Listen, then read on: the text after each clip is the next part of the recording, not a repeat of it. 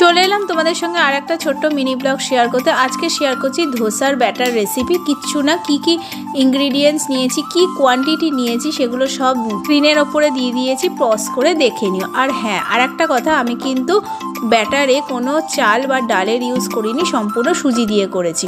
তারপর এর মধ্যে একটু নুন মিশিয়েছি আর একটু বেকিং সোডা মিশিয়েছি। তারপর আমি একটু আলুর পুর রেডি করে রেখেছিলাম, কারি পাতা, শুকনো লঙ্কা ফোড়ন দিয়ে, একটু পেঁয়াজ দিয়েই করেছিলাম। কড়াইয়ের মধ্যে অল্প একটু সাদা তেল দিয়ে কড়াইটাকে অল্প মিডিয়াম ফ্লেমে রেখে ধোসার ব্যাটারটা গোল করে দিয়ে আলুর পুরটা মিডিলে দিয়ে ধোসাটা কিন্তু রেডি হয়ে গেছে। আর বিশ্বাস করো, ধোসাটা দারুণ হয়েছে। ক্রিস্পি হয়েছে কিনা তোমরাই এবার দেখে নাও।